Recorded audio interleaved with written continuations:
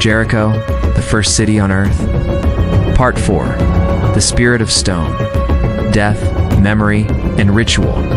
An ancient Jericho memory shaped in clay, embedded in the skull, anchored in stone.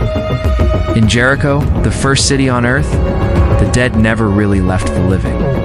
Long before temples rose in Mesopotamia or Egypt's priests spoke to the gods, the people of Jericho practiced something far more intimate, a spiritual life rooted in home, family, and the ever-present dead. In the earliest layers of Neolithic Jericho, archaeologists found a striking pattern.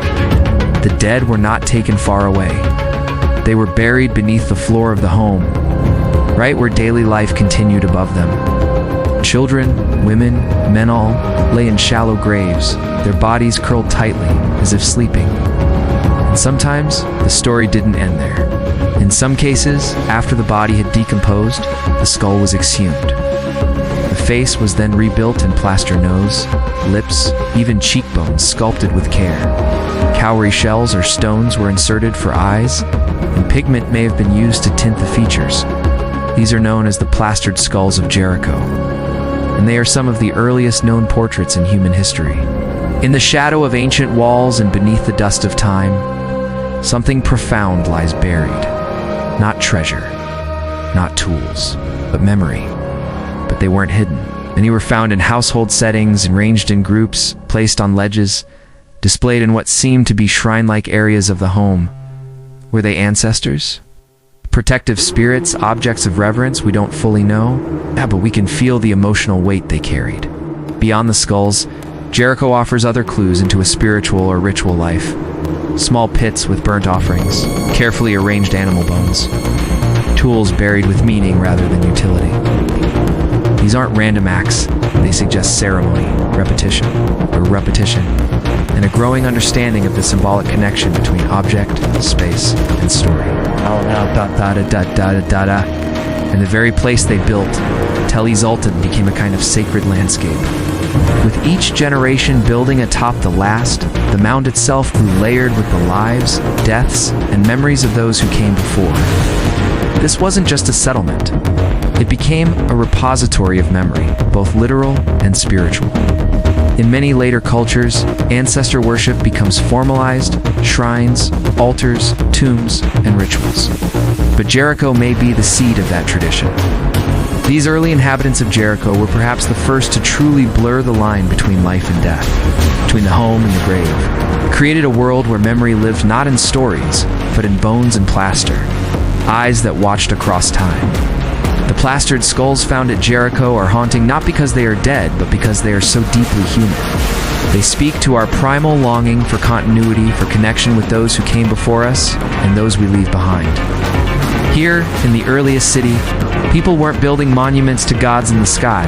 They were building connections to the past, layer by layer, breath by breath. In Jericho, memory was architecture. Death was not an ending, it was a transformation. And in every plastered face, we see the first glimmers of what would one day become religion, remembrance, and the human soul. Life behind the walls. Daily life in ancient Jericho, we've spoken of towers, of skulls, and of silent walls. But what about the heartbeat of Jericho? The daily rhythm of its people. Before the Bible, before the city's fall, there was life. Ordinary, extraordinary life. A family moves out to their plots near the vital spring of Ain Zoltan. Come closer. Let us step into a day in Jericho, 10,000 years ago. The Neolithic Revolution is in full bloom, and Jericho is one of its earliest centers. Morning begins early. The cool desert air is already warming. Here the soil is rich. Unusually so for such an arid region. And this has changed everything. Jericho's people are no longer nomads. They've planted wheat and barley, carefully selected over generations. Farming is laborious, but it's life.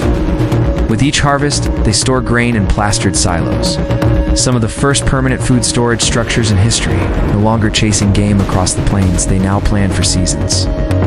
For years, for generations. Alongside farming, another revolution unfolds. Animal domestication. Goats, once wild, are now penned, bred for milk, meat, and hides. Eventually, sheep and maybe even pigs join them. The people of Jericho are becoming managers of life, reshaping nature to suit their needs. Home is a simple round structure made of sun-dried mud bricks with a conical roof of reeds. But boundaries aren't rigid. Survival requires every hand. At the center, a hearth. Food simmers in clay pots. A woman grinds grain with a stone quern. A toddler plays nearby with a carved animal figurine. Elders are respected, their knowledge passed down in work and in story. Obsidian blades, seashells, salt, bitumen, beads, and knowledge. Children are not schooled. They learn by watching, by doing, by imitating. Women maintain the home, tend the gardens, and raise children. Men often hunt, build, or craft tools. Even in this early age, Jericho is not isolated.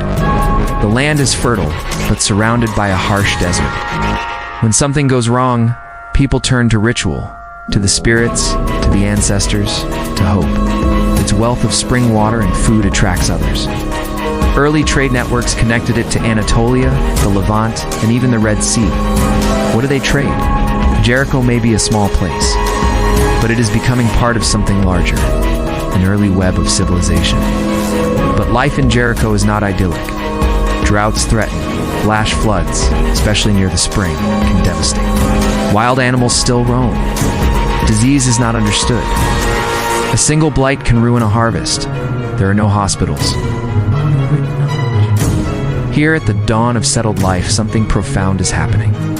People are building not just homes, but meaning. They're organizing space, planning seasons, dividing labor, sharing a belief. They're learning to cooperate, to specialize, to compromise. That is what a city demands. They are not so different from us. They worked, they loved, they feared, they remembered. And in the flickering firelight of ancient Jericho, we see the first glimmer of something enduring, the human dream of community. If you enjoyed this journey into the past, don't forget to like, comment, and subscribe.